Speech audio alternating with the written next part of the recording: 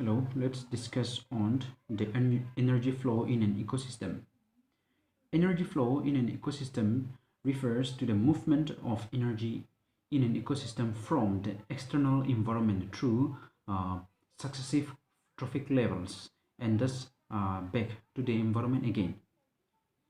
Now, sunlight is the ultimate source of energy. This solar energy or sunlight is when they enter into the atmosphere, they are being absorbed by the producers. So these producers convert the sunlight into the chemical energy that become the source of energy for all the living organisms. So this energy gets transferred to the herbivores and then to the carnivores and then back to the decomposers. Now these decomposers decompose these organic matters and then it release them back into the environment again. So this is how transfer of energy takes place in an ecosystem. Now flow of energy in an ecosystem follow two fundamental laws. The first law is the first law of thermodynamics.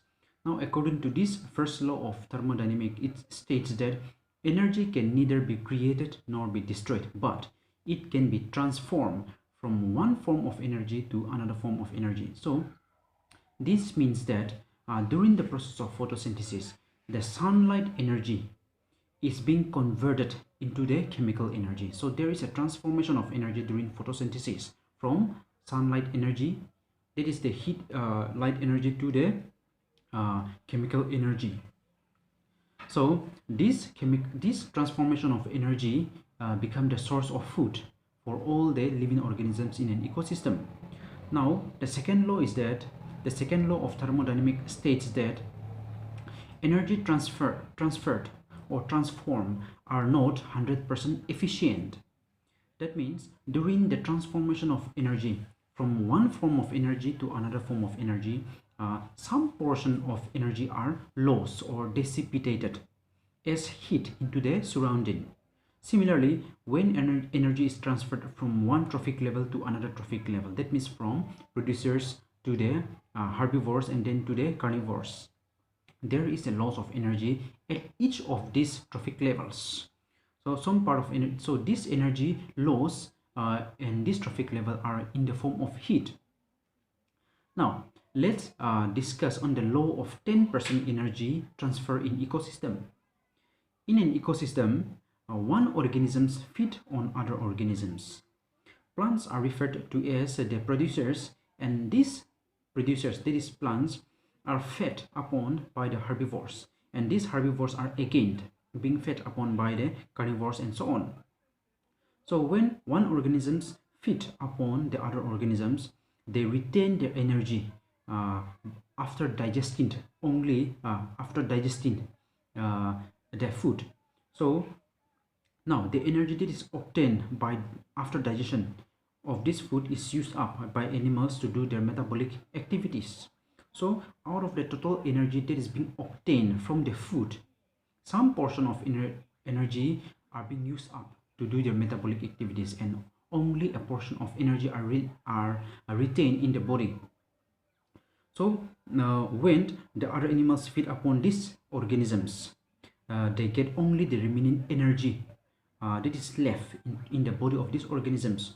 So according to this law, that is according to this 10% law of energy transfer, it says that only about 10% of energy that is being assimilated at each of the trophic level is transferred to the next trophic level. That means the energy that is only 10% of energy present, only 10% of energy is being transferred from one organisms to another organisms. That means if the herbivores feeds on their producers, the herbivores are getting only 10% of energy that is present, only 10% of energy that is present in the body of the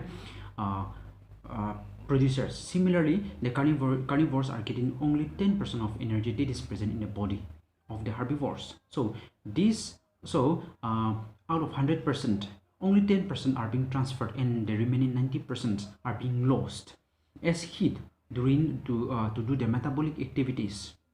So this law is popularly known as law of 10% law of 10% of energy transfer, and this law is being put forward by a person named Linderman in the year 1942. Now let's discuss on food chain. What is a food chain? A food chain is a sequence through which food energy is being transferred from one organisms to another through a series of repeated eating and being eaten. So plant are the producers. These plants are being eaten upon by the herbivores, and these herbivores are again being eaten by the carnivores. So there is a successive eaten and being eaten. So this successive level of eating and being eaten is referred to as food chain. Now let's discuss on a particular type of food chain, that is the grazing or predator food chain. Now grazing or predator of food chain consisted of three components. The first one is producers, the second is the consumers, and the third is the decomposers.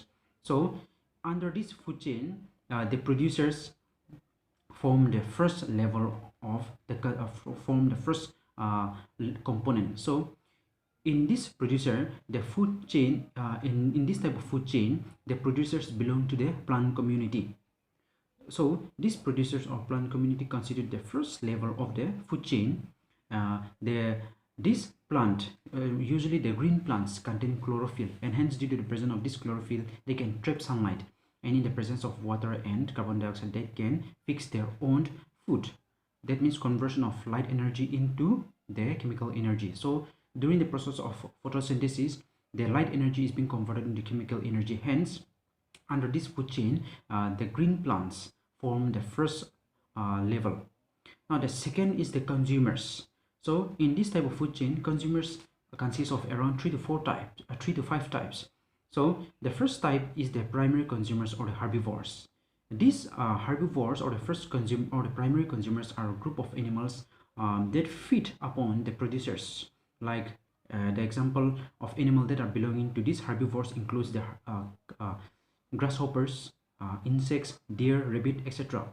So these animals, these herbivores, obtain their energy requirement from the producers.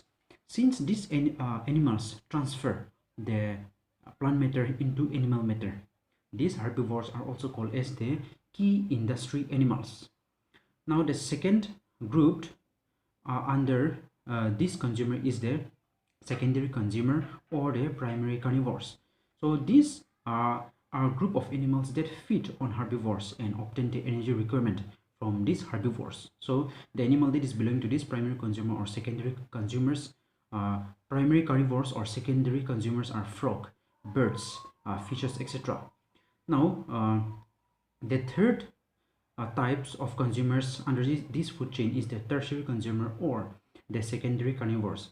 So this group of animals belonging to large animals such as wolf, snake, etc. that feeds on the primary carnivores.